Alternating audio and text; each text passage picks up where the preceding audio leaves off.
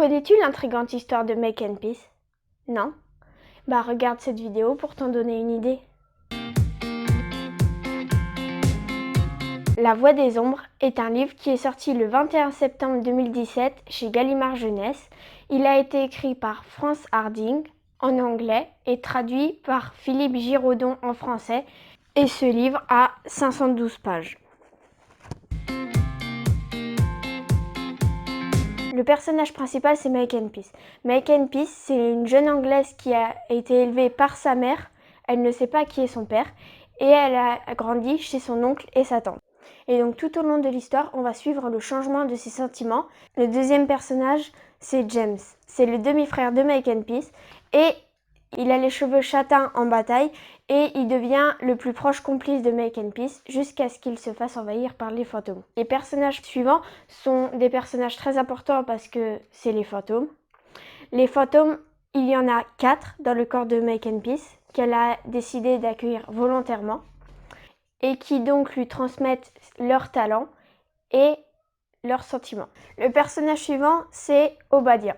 Obadiah, c'est le grand-père de Make and Peace. C'est un très vieil homme qui a le visage inexpressif mais les yeux bleus glacés et il inspire la crainte. Son deuxième nom, c'est Lord Felmoth. Parce que Felmoth, c'est le nom de la famille du côté du père de Make and Peace. Margaret, c'est un personnage important, tout du moins au début. C'est la mère de Make and Peace. Elle s'est enfuie loin du père de celle-ci à cause des fantômes et elle travaille la dentelle.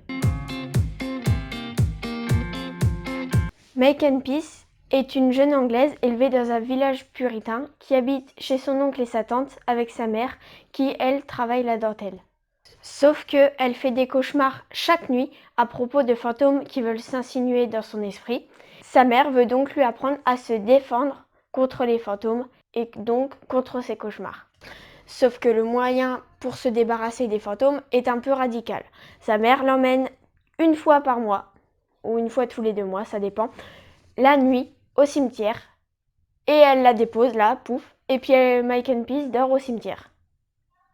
Bon, normalement, vous savez que le cimetière, c'est où il y a tous les fantômes, donc c'est censé lui faire travailler le fait d'empêcher des fantômes d'entrer dans son corps. Sauf que le fait que pour Make and Peace, sa mère l'abandonne comme ça dans un cimetière une fois par mois, ça la change totalement. À partir de ce moment-là, elle qui était assez réservée avant et qui obéissait toujours à sa mère, commence à lui poser beaucoup plus de questions par rapport à son père.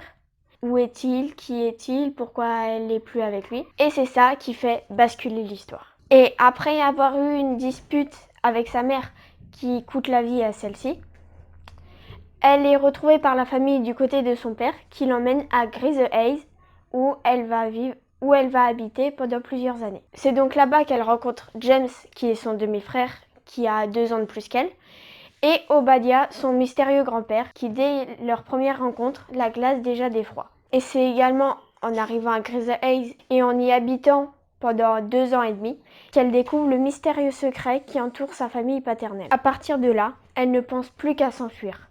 Mais y arrivera-t-elle?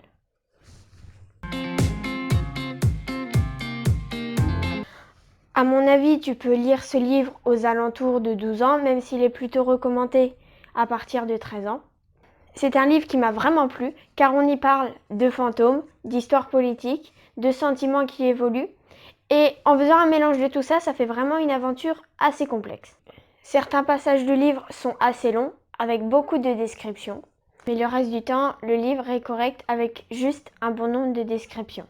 Juste une petite critique que j'aurais à faire à ce livre, c'est que j'ai l'impression qu'on n'explore pas assez les personnages en profondeur. À part Make and Peace, bien sûr, parce qu'on est toujours à entendre ses pensées, à comprendre ses sentiments. Mais les autres personnages auraient vraiment mérité d'être plus approfondis, de mieux connaître leur histoire, leur passé. Parce que vraiment, à part Make and Peace et les fantômes, parce que les fantômes sont dans la tête de Make and Peace, donc on entend ce qu'ils disent, leurs pensées, leurs sentiments. Je pense vraiment que ça aurait été bien d'approfondir un peu plus le passé et les sentiments des autres personnages. Par contre, les descriptions des fantômes sont vraiment super bien conçues, avec une super description de quand ils rentrent dans le corps, du filament là qui s'élève de quand ils meurent. Et ça, par contre, c'est top. Et ce qui rajoute aussi de l'aventure à cette histoire, et que ça, j'ai trouvé que c'était une super bonne idée, c'est que en dehors de cette histoire de famille à laquelle elle veut échapper à tout prix, il y a l'histoire de guerre entre le roi et son parlement. Et comme le royaume est divisé entre une partie préfère le parlement, l'autre préfère le roi, elle passe souvent d'un camp à l'autre et elle doit s'adapter à ce changement. Et ça, c'est assez intéressant. Ouais, il est trop bien ce livre, j'ai envie d'aller dedans.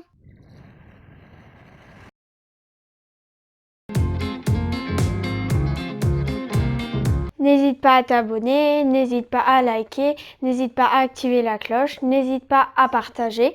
Puis tu peux me dire ce que tu as pensé de ce livre, si toi aussi tu l'as déjà lu, est-ce que tu l'as bien aimé ou alors est-ce qu'il t'a moins plu? Ou alors tu peux me proposer des livres que tu as bien aimé lire et que tu aimerais que je présente aussi en vidéo. En tout cas, si tu as envie de laisser un commentaire, n'hésite pas.